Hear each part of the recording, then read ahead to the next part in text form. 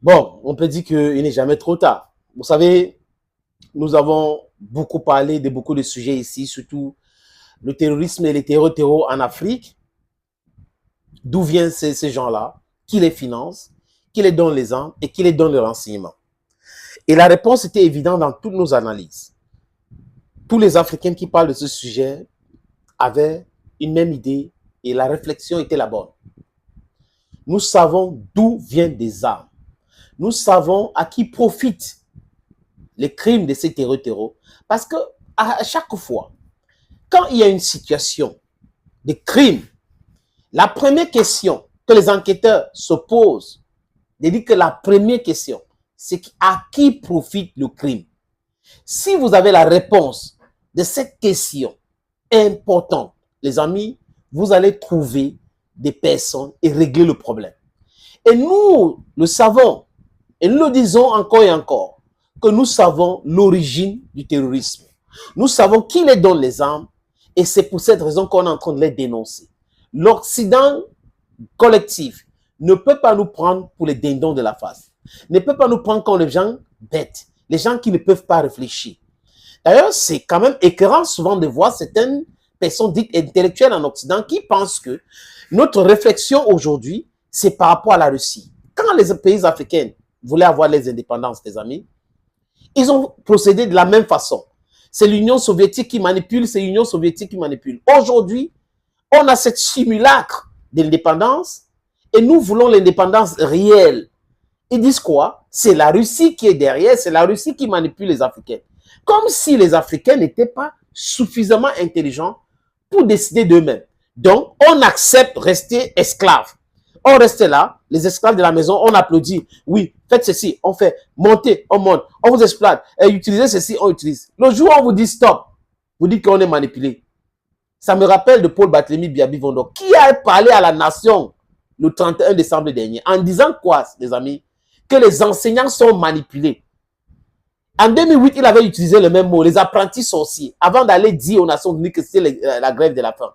Et cette fois-ci, il dit les enseignants sont manipulés. Donc, je pense qu'il a reçu cette éducation de l'Occident et ça c'est resté dans lui. De penser que les gens ne sont pas suffisamment matures pour réfléchir. Pour réfléchir, il faut que certaines personnes les manipulent. Que non. Mais ils s'oublient. Les Africains ont fait les mêmes études, leurs études. Les Africains ont l'étude africaine et l'étude occidentale, caucasienne. Les Africains voient ce qui se passe. Les Africains voient la souffrance. Et les Africains voient leurs matières premières, leurs ressources pillées sauvagement par des corrompus, les kleptocrates.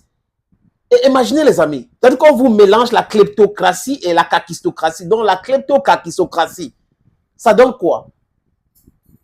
Bande de voleurs incompétents. Donc, ils ne sont pas seulement voleurs, mais ils sont tellement incompétents qu'ils volent pour rien. Ils volent même pour aller ramasser en Europe. Ils mettent dans les banques. Après, quand ils ont des problèmes, on bloque le compte et tout. Voilà à quel niveau la stupidité de certains dirigeants africains est poussée. De penser que le salut viendra de l'Occident. Ils arrivent là-bas, ils se filment dans les rues et tout ça. C'est bien fait. Ils ne réfléchissent pas qu'ils peuvent faire la même chose chez eux. Tinubu, le président du Nigeria, est un exemple. C'est un exemple, les amis, Tinubu du Nigeria. Il nous fait honte. Le Nigeria, c'est un géant d'Afrique, mais au pied d'Agile. Pourquoi? Parce que le Nigeria n'a pas un leader. Le Nigeria devrait commander l'Afrique, tenir l'Afrique, comme les autres pays, mais le Nigeria. Mais le Nigeria fait partie des pays qui fait régresser l'Afrique. Le terrorisme au Nigeria, c'est du venir voir. Boko Haram, ce n'est pas la blague. Allez lire. Il y a une substance, un élément qu'on appelle californium. D'où vient le californium? Et pourquoi ça prospère dans les zones que le californium vient, les amis? C'est un problème que les gens ne veulent pas parler. Parce qu'ils profitent. À qui profite le crime? Comme je l'ai dit tout à l'heure. À qui profite le crime? Tinubu vient de se réveiller ce 22. Je crois que c'était lundi. Lors c'était une réunion de science à Abuja, à Lagos, où il a prononcé un discours. Il demande l'unité des pays africains pour pouvoir combattre le terrorisme. Donc, il parle d'un centre régional en Afrique pour combattre le terrorisme. Il dit qu'il sait qu'il y a des difficultés, il sait qu'il y aura un problème de logistique, il y aura un problème de finances et autres. Donc, il a une idée, mais il commence à mettre des difficultés là-dedans. Donc, les Africains sont incapables de financer ces centres-là pour combattre le terrorisme. Mais le Burkina Faso, le Niger et le Mali sont en train de faire. L'AES, c'est au Nigeria donc de rejoindre l'AES. Parce que le Nigeria partage des frontières avec le Niger. Donc, le Nigeria peut intégrer l'AES aussi, les amis. C'est de ça qu'il est question. Quelles sont les difficultés? Ça commence par le mindset. La défaite commence par le cerveau. Quand vous pensez que vous ne pouvez pas, c'est déjà la fin. Mais quand vous voulez que ça réussisse, vous ne commencez pas avec ce genre de discours. Oh, je sais qu'il y aura des problèmes. Les problèmes existent. Mais c'est avec ce problème que votre parent vous a mis au monde. Ou vos parents vous ont mis au monde. C'est avec ces difficultés. C'est avec ces difficultés qu'on réussit à faire des choses. Donc, Tinubu selling after the market or he just wake up from a deep sleep. Le Niger, le Mali et le Burkina Faso avaient dit quelle est cette organisation qu'on appelle la CEDEAO ou l'Union africaine qui ne s'intéresse pas à l'insécurité au sein de ces pays ou de micro-États membres, mais qui vient nous parler de la démocratie à longueur de journée, alors qu'en réalité, c'est la démocrature. Donc, un semblant de démocratie coined with a face of brutality. That is exactly how we live in Africa. Et nous le savons très bien. Avant de réfléchir sur comment venir attaquer le Niger, il fallait que Tinubu et ses amis réfléchissent sur comment mettre ces centres en place pour combattre le terrorisme. Mais comme, je le dis encore les amis, au sein de la CEDEAO et au sein de l'Union africaine, qui a déjà cette idée, il y a des personnes que l'Occident utilise pour déstabiliser l'Afrique et maintenir l'Afrique dans la souffrance et dans la pauvreté. On peut le voir, on peut les citer. Ces chefs d'État ou vassals ou des vassaux, je ne sais pas quoi, les vassaux, les amis, qui sont là. Mais c'est quand même une honte. Hein. Vous avez votre chose. Quelqu'un vient d'ailleurs. Il vous explique que vous devrez tout faire pour détruire votre chose. Et vous êtes d'accord avec lui. Juste parce qu'il vous promet le visa, de protéger certains de tes intérêts et autres. Pap, tu entres là-dedans, tu lui dis, ok, je suis d'accord. Je vais détruire le Mali.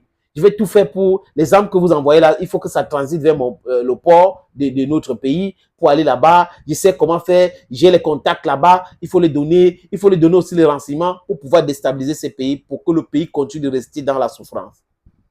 Qu'est-ce qu'on a fait? L'Afrique a même fait quoi pour mériter ces genres de personnes? Comment ils ont fait même pour arriver en Afrique? Pourquoi on ne pouvait pas les accoucher ailleurs? Ce sont des Noirs complexés. Les Noirs complexés, c'est des traîtres. Aujourd'hui, on est en train de vous parler des Noirs décomplexés. Des Noirs, les amis, qui pensent à l'avenir et le devenir. Des Noirs africains qui pensent comme les Lumumba, qui pensent comme les Kwame Nkrumah, comme les Olympio, Sylvanus Olympio, comme les Marion Ngouabi, comme les Oumniobe, Félix Moumier, Ernest Wanji, les amis, comme Foncha, les Noirs, comme Steve Biko, comme Nelson Mandela, les Noirs, comme comment ça s'appelle, Robert Mugabe, les Africains, comme le guide libyen, éliminé en 2011, Muammar Gaddafi, les dirigeants comme Laurent Koudou-Gbagbo, les dirigeants, les leaders comme Thomas Sankara, c'est des gens comme ça qu'on a besoin en Afrique. Dieu merci, aujourd'hui, on a cette jeune génération qui est en train de faire un travail formidable. Mais ils ont besoin de notre soutien. Parce que si on compte sur les gens comme Tinubu, on est fini. On compte sur les gens comme Paul Biya, c'est bon pour nous. Si on compte sur les gens comme Denis Sassou Nguesso, on compte sur les gens comme Ouattara, c'est compliqué.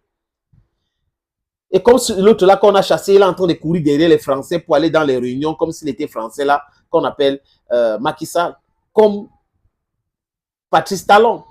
Si on compte sur les gens comme ça, c'est fini pour nous. L'Afrique d'aujourd'hui, je répète pour la gouverne des Occidentaux, ce n'est pas l'Afrique ou ce n'est plus l'Afrique d'hier. Les Africains d'aujourd'hui ne vont jamais accepter ce que les aïeux, les grands-parents, les parents ont accepté. Mettez ça dans votre tête.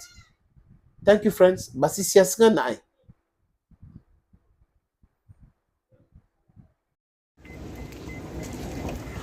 Damn, Moses, you're gonna have to pay us for this trip, man. I'm already paying you. He's getting a lot of content for his channel. He's getting a lot of followers. I didn't sign a video release. For real, Moses. Moses, we're getting paid, right?